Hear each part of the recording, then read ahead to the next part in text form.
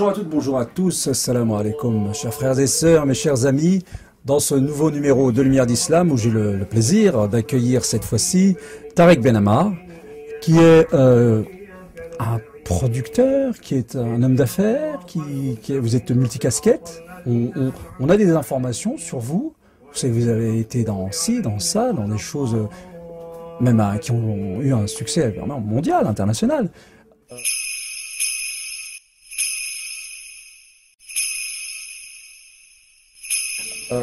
Comment vous vous définissez vous-même? Fabricant de rêves.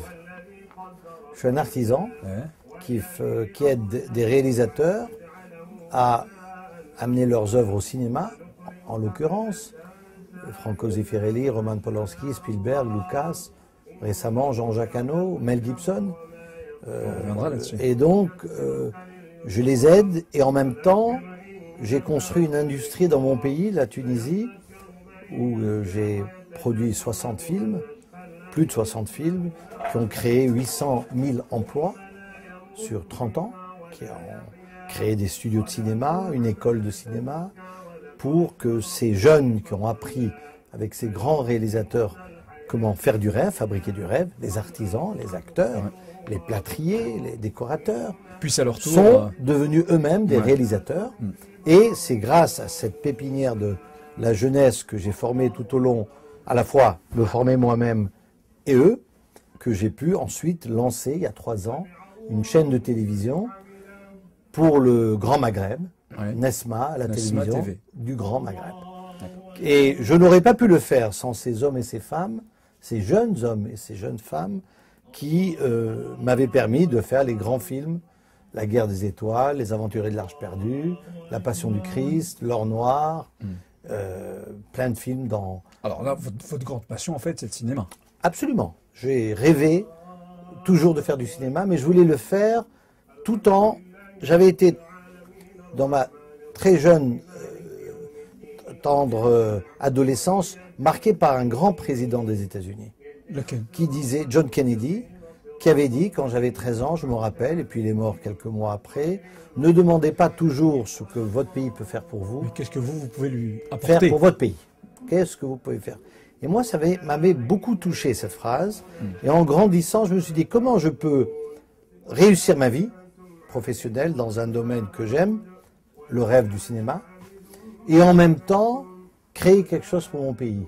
Et je suis assez fier d'avoir fait ce chemin, d'avoir moi-même grandi en faisant des films qui marchent, d'autres qui marchent moins, mais tout en aidant cette jeune industrie naissante en Tunisie qui a donné tous ces emplois et toute cette richesse qui aujourd'hui, nous sommes en Tunisie, le premier pays vraiment avec une industrie cinématographique, même si c'est un petit pays qui n'a pas de moyens.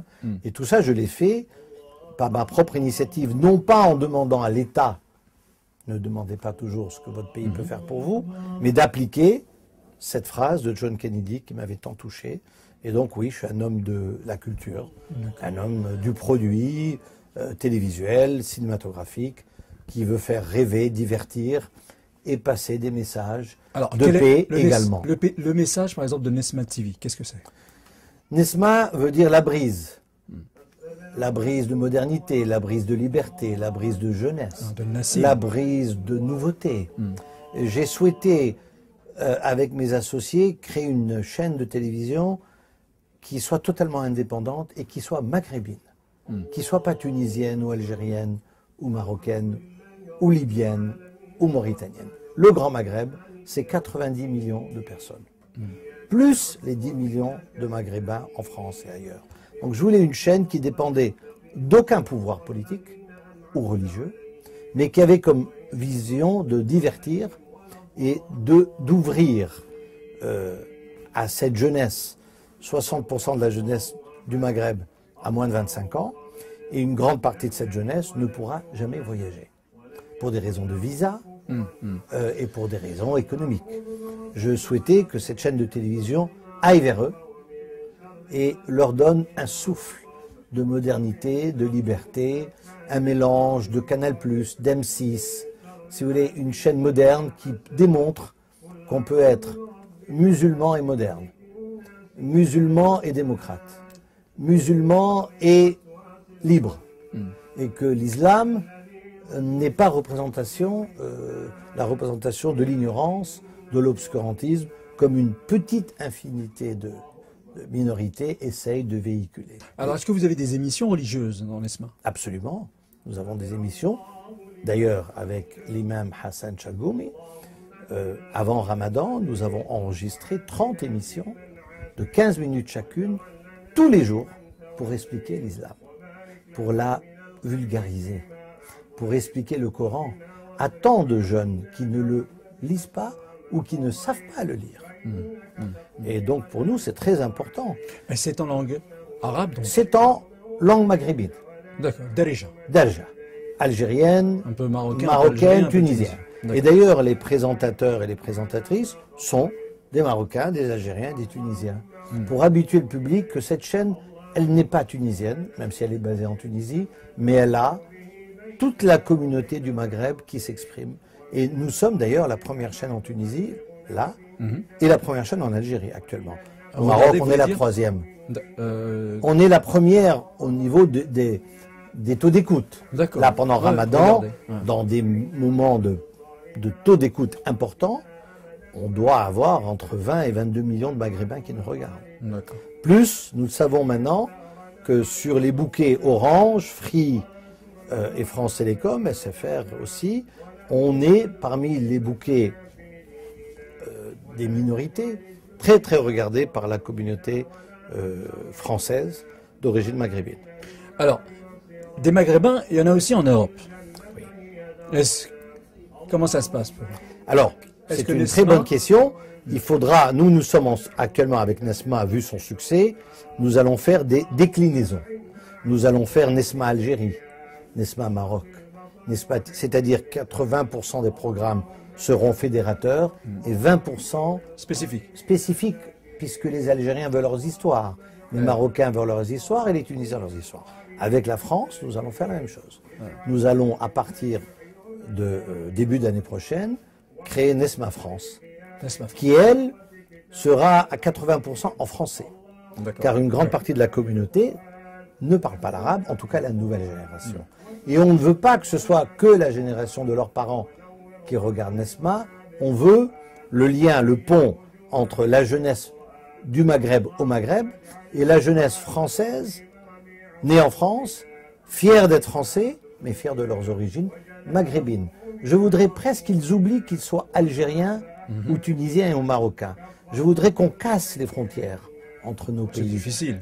Je sais, mais une télévision peut fédérer. Le rêve peut fédérer. Voilà, l'Europe a bien uni 22 pays, avec des langues différentes. Le Maghreb, c'est la même culture. C'est que 3 pays. La même, 4, le galec, à quelques degrés, la même religion. Donc on a vraiment une base. Et les soirées comme ce soir vous démontrent que vous avez toutes les communautés musulmanes, pas seulement maghrébines. Évidemment, notre projet de Nesma, c'est la télé du Grand Maghreb. Donc on veut d'abord parler aux Maghrébins et aux Français d'origine maghrébine. Alors, ça c'est pour la télévision. Revenons au cinéma. Moi j'aime beaucoup le cinéma. Et j'aime beaucoup la religion. Lumière d'Islam. Et je vous ai connu, je vous ai rencontré, moi, à travers quand même un film. Oui. Celui de Mel Gibson. Oui. La Passion du Christ. Je suis allé voir. Avant que j'aille le voir, il y a eu beaucoup de difficultés pour qu'il sorte. Oui. Si vous voulez rappeler un petit peu cet épisode de votre vie. J'avais produit déjà des films comme Jésus de Nazareth pour la télévision. Et quand Mel Gibson m'a appelé, il m'a dit, je sais qu'en Tunisie, tu as des décors, tu as des techniciens, je souhaiterais faire la Passion du Christ. J'ai été enthousiaste sur sa vision de raconter, comme il le dit lui, que le premier génocide des hommes, ça a été l'assassinat, comme il le dit, d'un innocent, Jésus. Et il a dit, si on tue un homme si pieux et si innocent que Jésus, ça a ouvert la voie à tant d'injustices dans l'humanité. C'est un peu cette vision qu'il a voulu montrer. La barbarie des hommes. Okay. Moi, ça m'a beaucoup intrigué, ça me plaisait beaucoup, et je lui ai dit d'accord. Et il est venu en Tunisie, on a fait les repérages, et là, il y a eu le 11 septembre. Et à partir du 11 septembre, tous les Américains étaient interdits par leur gouvernement de voyager dans des pays arabes. Et encore moins d'être assurés par les assurances. Mel Gibson étant une star, le budget du film étant important, le projet a été abandonné. Les années sont passées, il m'a rappelé, il m'a dit écoute, je ne peux pas attendre, parce qu'il y avait encore une interdiction pour lui de voyager, d'aller en Tunisie, et il a tourné le film en Italie où je l'ai aidé. Et il m'a demandé de l'aider à monter cette affaire.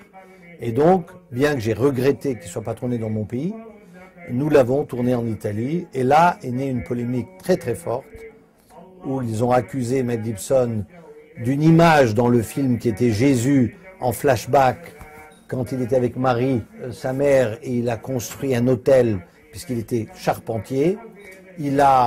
Cette image est sortie sur Internet, et ils ont dit, voilà, Mel Gibson est antisémite parce que son père était antisémite, et il a fait une image où on voit les rabbins construire la croix sur laquelle il a été crucifié dans le temple de Jérusalem. Et évidemment, ce n'était pas du tout cela. À partir de là, il y a eu un boycott. Et là, j'ai vraiment, en tant que musulman, eu une vision que c'était mon rôle de musulman de défendre Jésus. C'est-à-dire, je me suis dit, si moi, musulman, qui crois en Jésus, puisque c'est Naïssa, et Myriam, la Vierge Marie, on y croit, si moi je défends un chrétien, un jour les chrétiens vont me défendre moi. C'est ça l'idée. Et j'ai surpris tout le monde, parce qu'ils ne s'attendaient pas qu'un musulman aille défendre Mel Gibson. Et j'ai dit à Mel Gibson, tu viens pas, toi, laisse-moi faire. Et quand je suis passé à TF1 et que je ne trouvais pas de salle de cinéma en France, j'avais un boycott, justement. Et j'ai voulu défier le pays de la liberté, de l'égalité, de la fraternité, le pays de la liberté d'expression, le pays de la Révolution française, le pays où tous les auteurs du monde entier viennent pour s'exprimer. J'ai dit, mais comment? Ce pays-là ne donne pas des salles de cinéma à une œuvre, après jugez-la. Laissez les Français décider. Ne décidez pas pour eux. C'est ça le concept. Évidemment, j'avais montré le film, je peux le dire maintenant, à Sœur Emmanuelle. Et je dis, ma sœur, est-ce que j'offense quelqu'un? Elle m'a dit, pas du tout. C'est pour cela. Elle m'a parlé en arabe. Elle m'a dit, c'est pour cela, mon fils. C'est pour lui que j'ai dédié ma vie. Et Sœur Emmanuelle, quand je l'ai montré le film, j'ai fait venir à la salle de projection Patrick Poivre d'Arvor, de TF1. Et quand il a vu les larmes de Sœur Emmanuelle devant la Passion du Christ, ça m'a permis d'aller défendre le film sur TF1. Et le lendemain, la volonté de Dieu a suivi. J'ai eu 550 salles de cinéma en France et dans le monde et dans toute l'Europe. Les portes se sont ouvertes. Et ça a été un triomphe. Alors moi je vous ai aussi vu dans les projets avec Michael Jackson. J'ai été son producteur, son ami et son manager pendant 3 ans. C'est quelles années pour constituer 96, 97, 98. J'ai fait la dernière tournée mondiale de Michael dans le monde entier où j'ai fait plus de 60 concerts. Ça s'appelait le History Tour. History Tour, voilà. Absolument. Alors vous, Tariq Ben Ammar, personnellement maintenant, comment vous vivez votre foi? À chaque minute, pas seulement le moment de la prière. Chaque acte dans la journée est un acte de foi. Et donc, vous devez être en harmonie, non pas quand vous priez, mais votre éthique, votre morale, votre comportement humain doit être exemplaire à tout moment. Car le bon Dieu ne vous surveille pas que dans le moment que vous pensez qu'il vous surveille. J'ai toujours à mes amis, quand on est deux, et qu'il y en a un qui me dit, tu sais, on devrait faire ça. Et il me propose une idée un peu malhonnête, je dis, tu sais, on est 3. Il est où le 3e? Attention à ce qu'il a dit, parce que là c'est enregistré. Donc voilà, je crois que ça vient de l'enfance. Vous êtes maintenant complet, si on peut dire, d'un point de vue professionnel. Qu'est-ce qui vous ferait rêver, vous qui avez passé tant de temps à vouloir faire rêver les autres? D'extirper l'ignorance entre les peuples et entre les religions. Quand je vais dans les salles de cinéma de banlieue en France, ou dans les salles de cinéma en Tunisie et dans le monde arabe, et que je vois des femmes voilées pleurer en voyant la Passion du Christ, je fais un pas énorme. J'enlève tous les préjugés des musulmans sur les chrétiens. Quand je fais un film comme L'Or Noir de Jean-Jacques Hano, où je vois des étrangers pleurer à la conversion d'un jeune frère sur le plan de mourir, parce qu'il va être appelé à Dieu et que son frère lui dit « C'est qui ton Dieu, c'est qui son prophète et c'est qui ta religion ?» Il répond « Allah, Muhammad, Rasulullah et l'Islam » et que les Américains me disent c'est la plus belle scène du film et que si financé par les majors américaines Universal et Warner qui le distribuent dans le monde entier, de la Chine en passant par le Japon, par la Corée, tout d'un coup c'est le film d'un jeune héros arabe fier de son islam, j'accomplis des petits pas. Mais c'est pas un pas tout seul, c'était dans des centaines de pas. Comme vous, avec votre émission Lumière d'Islam. Elle n'est pas dédiée que aux musulmans, je l'espère. Donc, votre question, qu'est-ce que je peux faire moi, homme de médias? Eh bien, je ne serai... D'abord, on ne fait jamais assez pour sa communauté et sa religion. Mon rôle, jusqu'à la dernière jour sur cette terre, c'est d'utiliser les moyens auxquels j'ai accès, les moyens de l'argent, les moyens de la diffusion, les moyens des acteurs, les moyens des metteurs en scène, de véhiculer des idées qui sont en harmonie avec mon éthique musulmane. Eh bien écoutez, moi j'ai été ravi d'abord d'apprendre cette chose et malheureusement, on ne connaît pas grand monde. Et voilà, et ben c'est le rôle de... Je suis d'accord. Les musulmans du monde ne connaissent pas leur héros. Ne connaissent pas leur héros. Ne connaissent même pas la vie du prophète. Oui. Dans son ensemble, ils ne la connaissent pas. Oui, je sais. Ils en connaissent quelques bribes. Mais quant aux compagnons, c'est encore moins. Et là, il y a vraiment quelque chose, il y a vraiment un déficit. Omar ibn Khattab est le début d'une série de grandes œuvres. Malgré notre volonté, Dieu sait si le scénario a été approuvé par beaucoup d'imams, on a quand même eu une fatwa contre nous, mais qui n'a eu aucun effet, puisque le succès dans les familles et dans tout le monde arabe, le film a été diffusé en même temps, en Indonésie, au Pakistan, les épisodes, pardon, pas le film, dans tout le monde arabe, en même temps. Il est sur Qatar TV, il est sur MBC, il est sur Nesma, il est sur Al Jazeera. Donc voilà, la volonté, c'est qu'il y ait 7 à 800 millions de musulmans qui, pendant Ramadan, voient les 31 épisodes de Omar ibn Khattab. Et ça, on aura créé un précédent pour en faire d'autres. Pour en faire d'autres, Inch'Allah. Merci beaucoup. Merci à vous.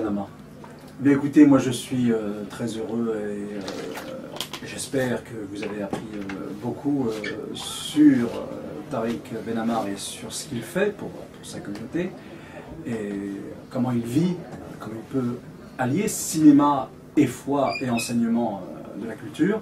Et je vous dis à très bientôt pour un nouveau numéro de Lumière d'Islam.